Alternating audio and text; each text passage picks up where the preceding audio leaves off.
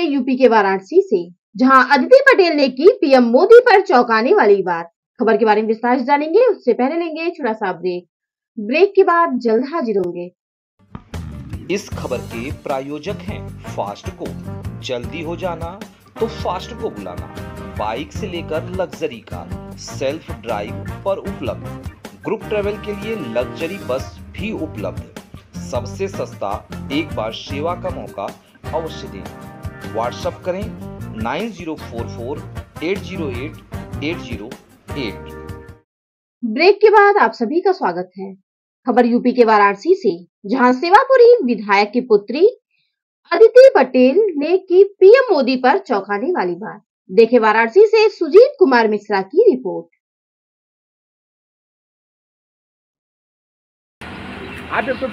नमस्कार।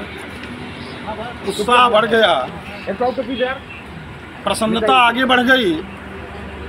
हिंदुस्तान में एक नया कीर्तिमान बढ़ गया। मोदी जी की तीसरी बार ऐतिहासिक सरकार बन गया। ऐतिहासिक क्षण है, ऐतिहासिक पल है। यह जो समय है, यह समय हिंदुस्तान में एक कीर्तिमान बनाने का है। 70 साल आज़ादी को हो गया, ऐसा पहली बार अनुभूत महसूस पूरे हिंदुस्तान को हो रहा है।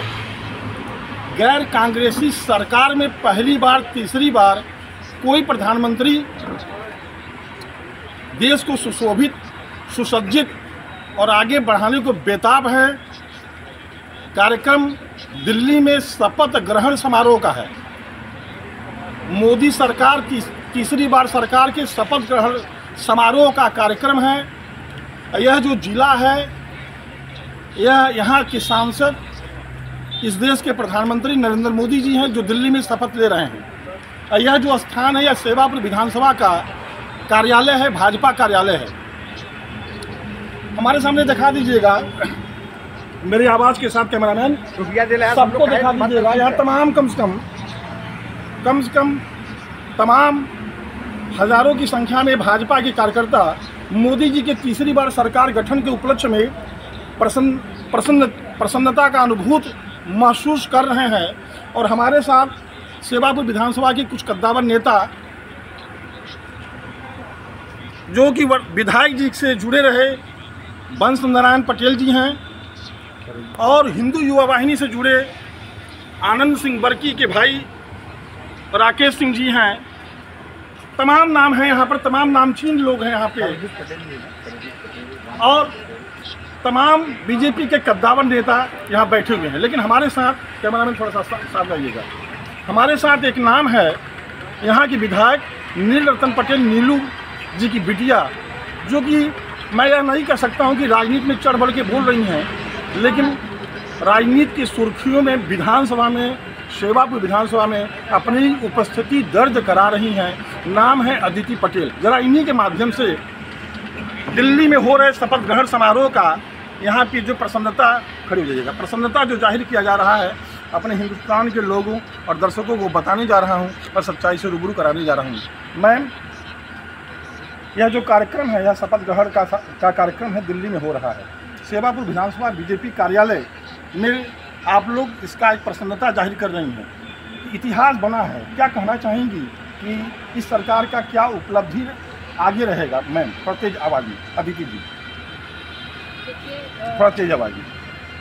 ये जो सरकार है, ये हमें हमारे सनातन भूमि से और हमारे जो हमारी पद्धति है उससे संपर्क कराने का काम करेगी, और ये आगे भी हमें हमारे कल्चर से जितना अवगत करा रही है, जितना कि हम आज के समय में अपने देश की सभ्यता को एक्सेप्ट कर रहे हैं, जितना हम उसे उत्साहपूर्वक उसे गले लगा रहे हैं, ये आज से पहले कभी हुआ नहीं।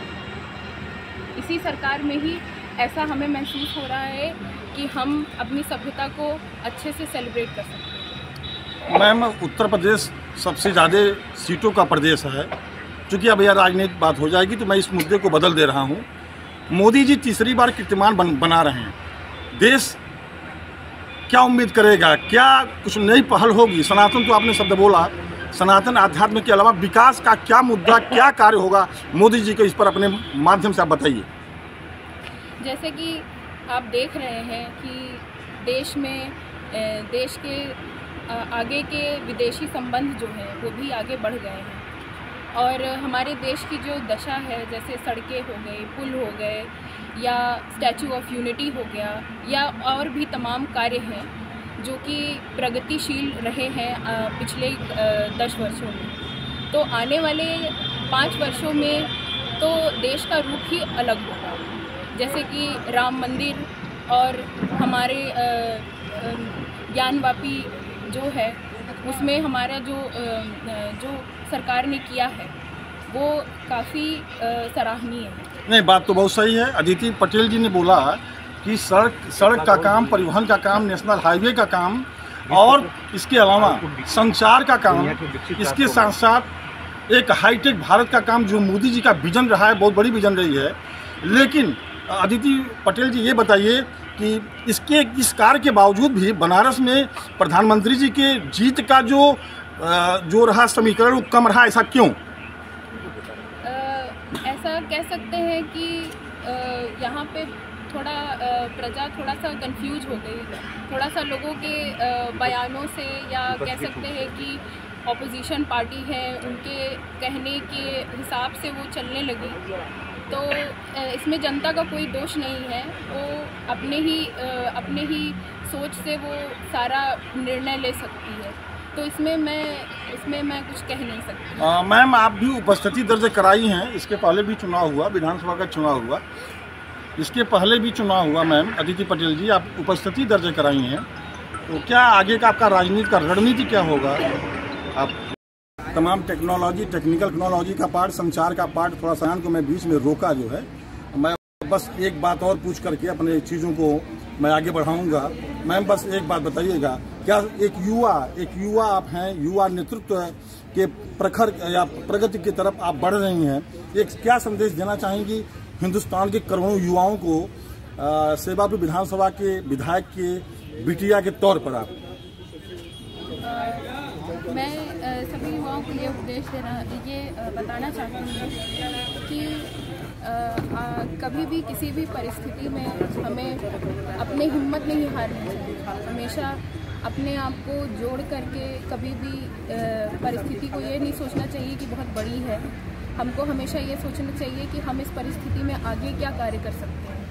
कभी हिम्मत नहीं हारना चाहिए। मैं बस यही कहना चाहती हूँ। बड़ी ऊंची बात। अदिति पटेल जी, सेवापुर विधानसभा की विधायक की बिटिया ने कहा, संघर्ष करते रहिए, आगे बढ़ते रहिए, परिस्थिति कुछ भी आ जाए, अनुकूल हो या प्रतिकूल हो, उस परिस्थिति से को लड़ते हुए आगे बढ़ते रहिए, मुकाम मिल जाएगा, आप आगे बढ़ जाएंगे। हिंदुस्तान में मोदी जी का ऐतिहासिक सरकार आगे बढ़ जाएगा, ऐसा कहना है अदिति पटेल, सेवापुर विधायक की बिटिया का। इसी विचारधाराओं के साथ, नए तथ्यों के साथ, नए जंग जोश जुनून के साथ पुनः उपलब्ध रहूंगा हिंदुस्तान में एक बार और मीडिया का तूफान मचाने के लिए। बेकरार आपका अपना सुजीत कुमार मिश्रा। धन्यवाद, थैंक यू।